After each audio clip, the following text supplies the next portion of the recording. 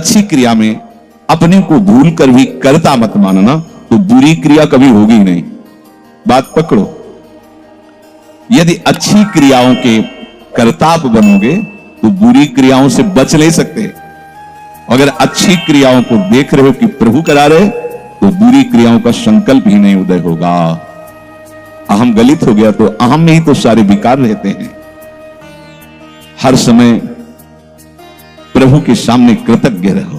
कितनी कृपा, क्या हमसे लेना है आपको?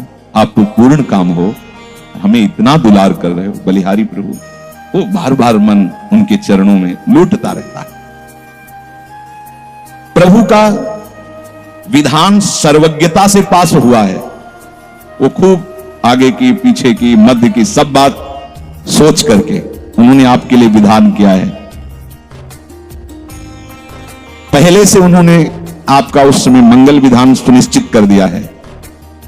कैसी भी परिस्थिति हो, कभी ऊबना मत, घबराना मत, अधीर मत होना और अपने भगवत विश्वास में कमी मत आने देना।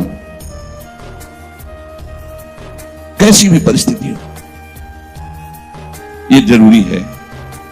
ऊबना मत। बहुत हो गया कष्ट सहते सहते, कितना सहूं नहीं। ये अगर ऐसा आ रहा है तो भी आप भगवद आश्रित नहीं हुए। नहीं, ऐसा आ ही नहीं सकता। बड़ा आनंद आता है, कष्ट में बड़ा आनंद आता है।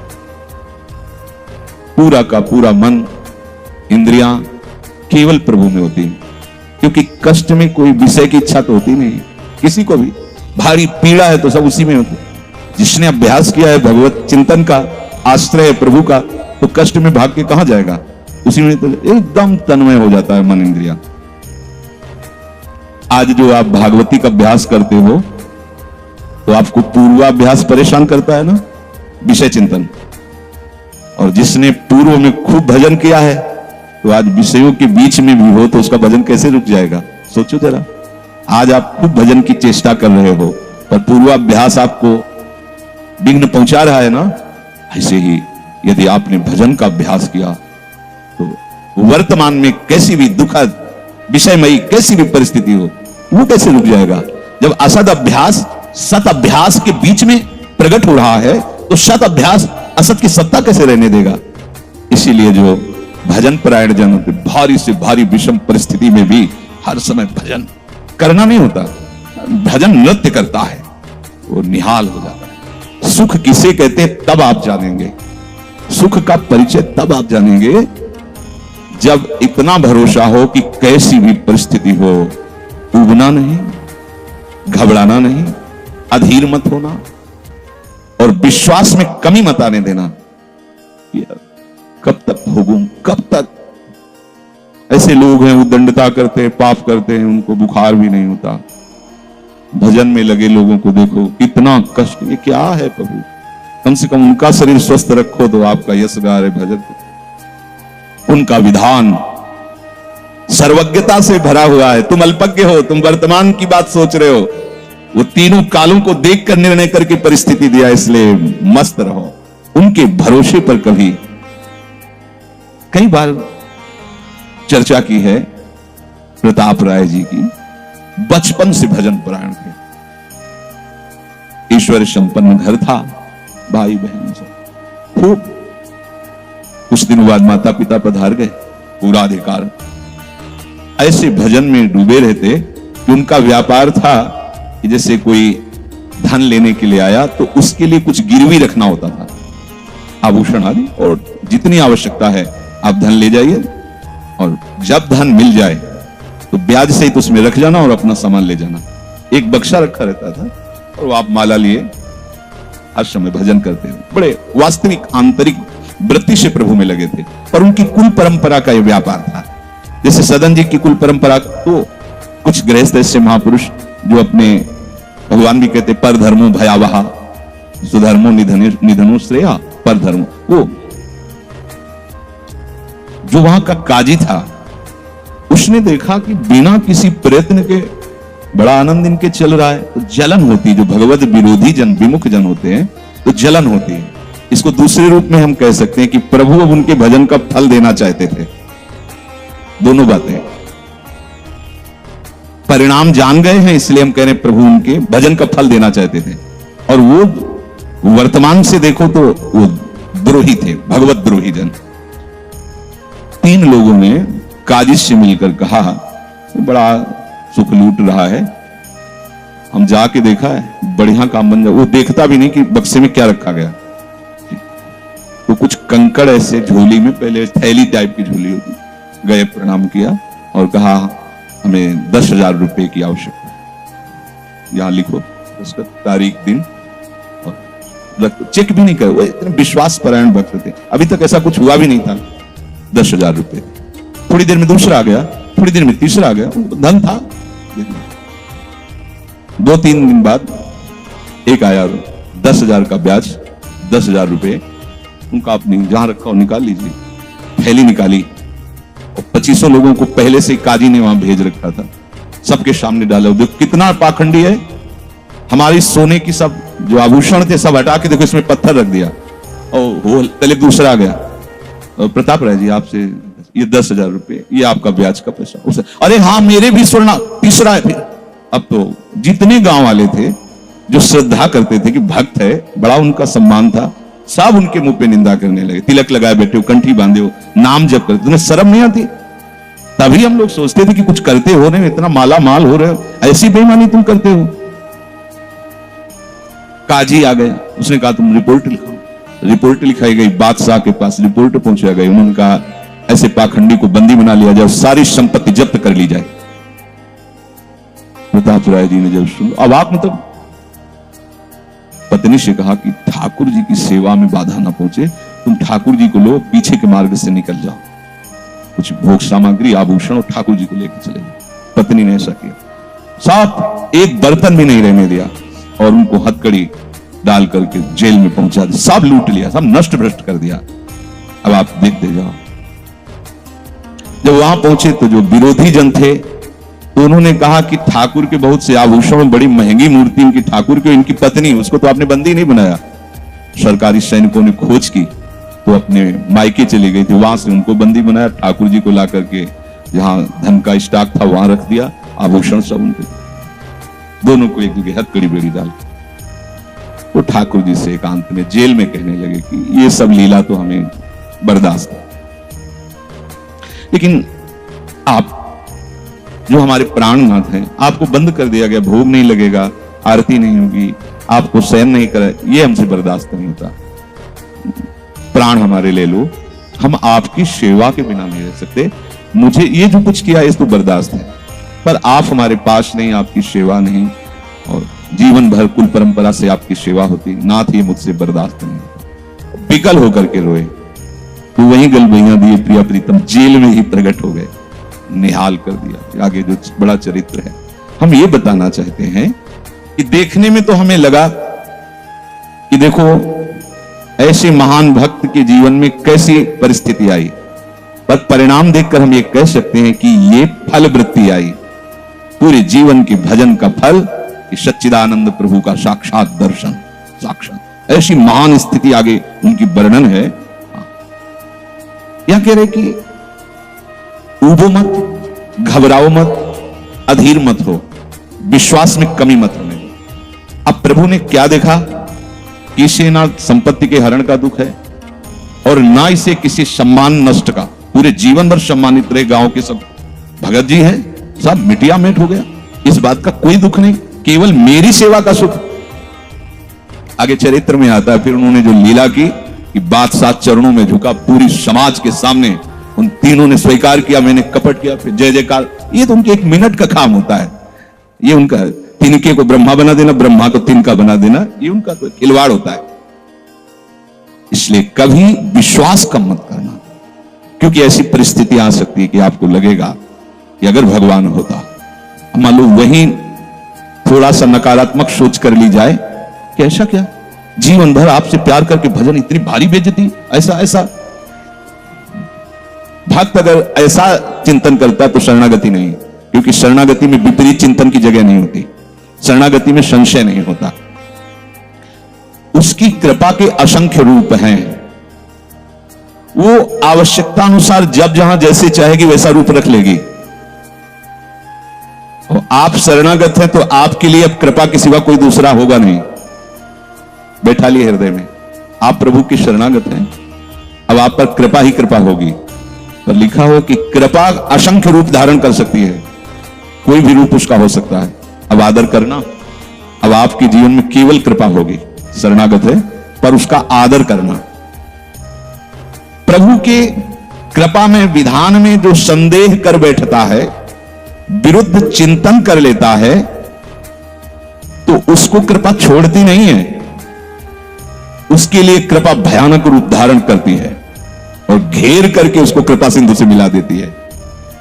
और जो हृदय की निर्मलता से, विश्वास से, प्रेम पूर्वक सराहता रहता है, वाह अपना मानकर दंड दिया, बहुत अच्छा किया आपने, जो जो किया ना बहुत अच्छा किया प्रभु। अब लगता है कि आपने मुझे स्वीकार कर लिया, क्योंकि आप कुछ भी करने में हिचकते नहीं है, हमसे पूछने की जरूरत नहीं है, आप जो जो कर रहे बहुत। उसके लिए कृपा बहुत मृदु और शांत होकर प्रकाश रूप से उदित होती है और प्रभु के पास पहुंचा देती है। कृपा बख्शेगी नहीं। आप शरणागत हो, अगर ज्यादा चतुराई करोगे तो भयानक रूप धारण कर लेगी। अब तुम्हें जाना ही है प्रभु के पास, अगर सुलझोगे तो शांत सौम्य होते हुए आपको पहुंचा देगी। तुम विश्वास करो, इसी विश्वास से तुम्हें भगवत दृष्टि प्राप्त होने वाली है। कल कुछ उपासकों से बात कर रहे थे कि भैया ऐसा मत समझो कि अमुक समय तक साधना करने पर सिद्धावस्था आती है, नहीं, अभी समझ ठीक कर लो, अभी सिद्ध हो जाओगे। अभी ये साधना से नहीं होता, ये समझ से होता है। आपकी समझ ठीक हो गई, अभी वही आचरण आने लगेंगे जो सिद्धों में आचरण। हम लोगों के दिमाग में बैठा हुआ 12 वर्ष 18 वर्ष ऐसा वैसा, 12 जन्म में भी बात नहीं बनने वाली, और 12 मिनट भी बहुत होते हैं। समझ जाओ, जैसे कोई कहे ऐसे ही बोल रहे हो। आपके पास कोई उदाहरण है? भागवत में 11 स्कंद में तितिक्षु ब्राह्मण का चरित्र पढ़ लो, और ये भगवान श्री कृष्णचंद्र जो उद्धव को उसका चरित्र सुना रहे, मतलब उसका यश गान कर रहे हैं, और वो खुद कह रहा है कि मैंने जीवन में कभी कोई साधन भजन की बात जाने तो धर्म नहीं किया। हुआ क्या? कृपा उदित हुई, सर्वनाश का खेल हुआ, और उसकी एकदम समझ ठीक हो गई। समझ पढ़ लेना उसकी। जिनके लिए मैंने पूरा जीवन, वो मुझे त्याग रहे, जिस धन को ना मैंने प्रयोग किया ना किसी को करने दिया, उसका अपहरण हो गया। जिस शरीर को मैं माना वो बुढ़ापे में जा रहा है, ये हो क्या रहा है? समझ ठीक हुई, उसी समय वो ऐसी स्थिति का महापुरुष हो गया कि भगवान उसका यश गा रहे। बोलो क्या साधना? समझ। रत्नावती जी ने क्या साधना की? दासी ने जब बताया तो हिमालय में जाकर उन्होंने पद्मासन लगा के कोई साधना की क्या? दासी ने बताया कि सबका प्रीतम परम सुंदर करुणामय बिहारी जो है, बस समझ पकड़ लिया बिहारी जी, और महान सिद्ध। अपने लोग ऐसी धारणा बनाए हुए कि धीरे धीरे विषय छूटेगा, कामनाएं छूटेंगी, इतने वर्ष कम से कम, ऐसा वैसा कुछ नहीं। अभी एकदम स्वीकार करो, आनंद पूर्वक चल दो। स्वीकृति का सारा चमत्कार है, अंदर से स्वीकार कर लो। अब तुम्हें ध्यान दीजिए, वही पदार्थ, वही परिस्थिति, वही कार्य प्राप्त होगा जिससे तुम्हारा मंगल होगा। काहे को खोपड़ी लड़ाते हो? कितना आनंद है। वही पदार्थ, जय राधा वल्लभ, जो गीता जी में वर्णन कर रहे थे कि यदि विषय का राग पूर्वक चिंतन किया जाए तो चिंतन मात्र से सर्वनाश हो जाता है। उसी के आगे श्लोक का वर्णन किया कि यदि राग द्वेष रहित होकर विषय का सेवन किया जाए तो हृदय की स्वच्छता, हृदय का प्रसाद, और प्रसादे सर्व दुखा नाम हानि रस्य हो जाए। बात पकड़ो। अब तुम्हें वही पदार्थ, वही क्रिया, वही सानिध्य मिलेगा जिससे तुम्हें मंगल में भगवान के दर्शन की योग्यता प्राप्त होगी। अच्छा बताओ, छोटा सा बच्चा जिसके पंख नहीं निकले वो क्या करेगा? शुद्ध शरणागति का स्वरूप अजात पक्षा यु मातरम कहा। तो आप शुद्ध शरणागति तो बनना चाहते हैं ना? उस बच्चे की योग्यता कितनी है? चे चे करके केवल मां की तरफ देखना, तो राधा राधा बोल के केवल लाडली जी की तरफ देखना हमारी। उस बच्चे पर यदि कोई प्रहार करने के लिए जीव आ रहा है तो माता पिता का कर्तव्य है, उससे तो पंख ही नहीं निकले तो अपना बचाव क्या करेगा? तो काम क्रोध लोभ आदि यदि आप पर आक्रमण कर रहे हैं तो आप बचाव कहां करने लायक हैं? तो आप इधर चे करके देखिए, राधा राधा राधा राधा राधा, और सही पूछो जब ऐसी शरणागति आएगी तो आएंगे ही नहीं। वो भी भगवत प्रेरित आते हैं, भगवत प्रेरित। नहीं, देवर्षि नारद जी के हृदय में कहां काम था? पूरी लीला करके काम हार गया। और जब अहंकार आ गया तो छूट दे दी, तो देख लो क्या हो गया। समझना बस, सारी ये जो परमार्थ का खेल है ये सब समझ का है। आश्रय से जो भगवान कहते हैं कि बुद्धि योगम ददामिते, बस ये बुद्धि योग हो गया कि मस्त हो जाओगे। तेषाम सतति युक्तानाम भजताम प्रीतिपूर्वकम ददामि बुद्धि योगम तम। अब जो भी पदार्थ, जो भी क्रिया, जो भी सानिध्य, वो कृपा के द्वारा होगा। अब हमें उसमें न राग करना न द्वेष करना है। और इसका परिणाम क्या बताया? हृदय की स्वच्छता, परम प्रसाद और बुद्धि का भगवान में स्थित हो जाना। अब वो प्रतिकूल हुआ या अनुकूल हुआ? अगर प्रतिकूल हुआ तो आपने सोचा गलत सिद्धांत। अगर ये बात हम ना माने होते तो इससे सावधान रहते तो हमारा होना था। प्रभु का विधान था, उसमें कुछ है, बाद में देख लेना। उसका वो परिणाम होगा जो तुम नहीं निकाल सकते थे। उस प्रतिकूल पदार्थ, वस्तु, व्यक्ति के सानिध्य से वो ठीक हुआ है जो ठीक होना था, प्रभु ने भेजा है। अब तो तुम निश्चिंत हो जाओ, अब भय ना करो। समझ ला, प्रभु सर्वज्ञ हैं, तुम उनके भरोसे हो गए हो, आप कोई तुम्हारा मंगल कर ही नहीं सकता। बोले काम आता है, क्रोध आता है, गंदी बातें मन में रहती हैं। कहा जाता है जब ये तक हृदय में रहेंगे तब तक तुम्हें भगवत प्राप्ति नहीं होगी। शास्त्रों में खूब खुला वर्णन है, चाहे जहां देख लो। त्रिविधम नरकस्येदम द्वारम नाशम मात्मनः कामः क्रोधा तथा लोभा तस्मादे त्रयं त्यजेत्। काम, क्रोध, मद, लोभ सब नाथ नरक के पंथ। पर इसके बीच की हम एक रहस्यमयी बात आपको बताते हैं। यदि आपने भरोसा लाडली जी का कर लिया है और ये हैं, तो इनकी सत्ता नहीं, ये आने जाने वाले हैं और इनसे कुछ भी आपका नहीं बिगड़ने वाला। भरोसा इनका, ये तर्क वितर्क की बातें नहीं है, ये श्रद्धा विश्वास की बातें हैं। और धीरे धीरे एक दिन आप महात्मा बन जाओगे। देख लेना, विश्वास करना। कुछ बातें ऐसी होती है जो यहां की होती है, क्योंकि पूरा जीवन जिए हैं तो उसको देखा है। पढ़ी लिखी बातों को जब तक अनुभव में नहीं किया जाता तो ठीक से समझ में नहीं आती। अगर से ये बात केवल समझ में आ जाए कि निर्विकार हृदय ही भगवत प्राप्ति की योग्यता, बढ़िया बढ़िया शब्द है। लेकिन जीवन में देखा है कि इसमें विकार है, जीवन में देखा है इसमें बहुत सी घृणित बातें रही और कसर रखा नहीं साधन में, भजन में, साधन में, उपासना में। गुरु कृपा से छूट नहीं दी। जीवन हो गया 5 मिनट भी इसको छूट नहीं दी। हर समय जैसे दुश्मन पर सवार रहे। देखो बीमार हैं, ये दुनिया सब नाट, छूट नहीं। अगर थोड़ी भी सांस है, चलने की हिम्मत है तो चलेंगे। ऐसा नहीं कि बीमार हूं पड़ा, नहीं, हिम्मत है तो बैठेंगे, चिंतन सब। पर विकार देखा है, काम भी देखा है, क्रोध भी देखा है, 20 वर्ष बाद भी ममता को भी देखा है। अब हम क्या करें? निराश होकर बैठ जाएं क्या? नहीं। तो भगवत प्राप्ति तो होगी नहीं। 20 वर्ष से चलते रहे, ममता भी देखा पीछे, काम भी देखा, क्रोध। अब क्या करें? बिल्कुल निराश मत होना। ये वो विधान चल रहा है जो आपको सच्ची शरणागति में पहुंचाएगा। पक्का, बिल्कुल ये अनुभव की बात कह रहा हूं, इसमें कोई क्यों में करने की जरूरत नहीं। आपको निश्चित भगवत प्राप्ति होगी। काम, क्रोध ये स्फुरित होते रहे तो भी आपको निश्चित भगवत प्राप्ति होगी, क्योंकि आपने आश्रय लिया है लाडली लाल का। इस पर किसी का तर्क नहीं चलेगा। जैसे कोई कहे, तुम्हारे कहने से होता है, पता नहीं तुम्हारी छाती का अनुभव गलत हो तो। ठीक वैसे ही विषयों का सेवन करने वाला सुग्रीव, ठीक वैसे ही मदांध बाली, वो नहीं जानता भगवान को। भगवान सुग्रीव नहीं जानता। हनुमान जी कहते हैं कि महापराक्रमी चक्रवर्ती सम्राट महाराज दशरथ जी के पुत्र भगवान श्री राम हैं। इनसे मित्रता कर लो तो तुम बाली के भय से क्या, कोई भी तुम्हें भयभीत नहीं, काल भी भयभीत नहीं कर सकता। हनुमान जी पर विशेष श्रद्धा और विश्वास सुग्रीव का था, बहुत प्रीत है। एक तरह से उनके मंत्री हित, जैसा वो आदेश करते तो वैसा। एक भक्त पर विशेष श्रद्धा ने प्रभु से मित्रता करवाई, सामने अग्नि को साक्षी करके। ये इसके सुग्रीव के लिए नहीं, अग्नि को साक्षी करवाया भगवान के लिए कि आप निर्वाह करना। हनुमान जी बहुत भक्त चतुर होता है।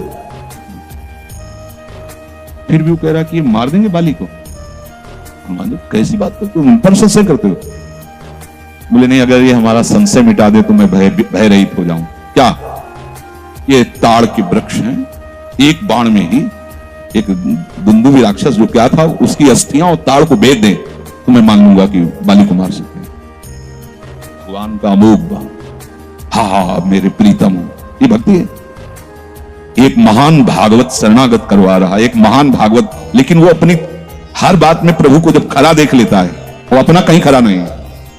आप देखते जाओ, भगवान ने बाली का उद्धार किया। जब प्रभु का तीर उसके हृदय में धसा हुआ है, प्रभु को देखा तो हृदय प्रीति मुख वचन कठोरा। भगवान की तरफ देखकर हृदय में तो अपार प्रीति का हो भाग्य, हो भाग्य। क्योंकि चलते समय उसकी पत्नी ने बता दिया था होश में, जो भगवान है वही है, दूसरा नहीं। उनका भगवान समदर्शी, मेरे से बैर क्यों करेंगे? कोई सुग्रीव इतना बड़ा भगत तो है नहीं, बचपन से जानने, दोनों भाई हैं, दोनों एक जैसे, तो मैं बैरी हूं और वो प्यारा हो, ऐसा क्यों हो सकता है? वो तो समदर्शी। जो भगवान ने बाण मारा तो यही प्रश्न किया, बोला चितई राम की ओर, हृदय प्रीति मुख वचन कठोरा, बोला चितई मैं बैरी सुग्रीव प्यारा, कारण कवन। शब्द देखो, नाथ मैं मारा, मैं भी तो आपका हूं। नाथ शब्द दासत्व से, मैं भी तो आपका हूं, प्रभु मुझे मारा और इसको आपने प्यार किया, क्या खास बात थी? तो भगवान ने यही बताया कि तुमने सुन रखा था कि मेरी शरण में आ गया है, बस। अब आप देखो क्या नहीं है सुग्रीव के पास। और आगे उसी चरित्र के सर्वज्ञ लेखक गोस्वामी श्री तुलसीदास जी लिखते हैं कि जेहि अग बधेउ व्याध जिमि बाली, सोई सुकंठ पुनि कीन कुचाली। कुचाली सब वही कुचाल की। इसकी व्याख्या नहीं करनी है, केवल समझना है। महाभागवत परम बंदनी विभीषण जी, सोई करतूती विभीषण केरी, सपन राम न तिंत, जन अवगुण प्रभु मान न काऊ, दीन बंधु अति मृदुल स्वभाव, रहत न प्रभु चित चूक किए की, करत सुरत सहबाल ये की। इसने मुझे अपना माना बस।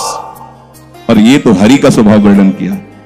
और लाडली जी हरि के वात्सल्य समुद्र की सार, वात्सल्य समुद्र सार। यहां तो नेक हूं न इसको भूल हो न हो सके। ये कभी हृदय में सोचना कि मेरा हृदय विकारी है, तो पहली गलती तो आपने हृदयेश्वर के नाम ही हृदय नहीं किया। और दूसरी बात, अब मुझे परवाह क्या है? जब उन्होंने कहा मैं तुम्हें पास कर दूंगा, तो मुझे परेशानी क्या है? ककारा भी लिखना नहीं आता, उन्होंने अच्छे से नंबर ऊपर रख दिए तो हमारा काम बन गया। तो हमें अपनी शरणागति पर कभी अविश्वास नहीं करना। हमें अपनी स्थिति को देखकर कभी अपने प्रभु पर प्रश्नवाचक चिन्ह नहीं लगाना, तो इसका परिणाम होगा भगवत प्राप्ति। बिल्कुल आप अच्छे से समझ लो, हमारी आपकी बुद्धि एक भुनगे की तरह है और यात्रा ऐसी कि गरुड़ भी नहीं पार कर सकते।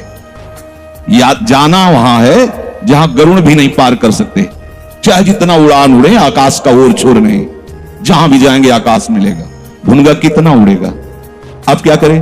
वो वहीं से पुकारे, वो उनको आने में देर नहीं है, उनको आने में। बस शांत हो जाओ, आश्रित हो जाओ, किसी अन्य का भरोसा नहीं। जो कुछ अन्य आपके हृदय में बचा है वो उनका कार्य है, वो सब सुधार लेंगे। बात मान लेना।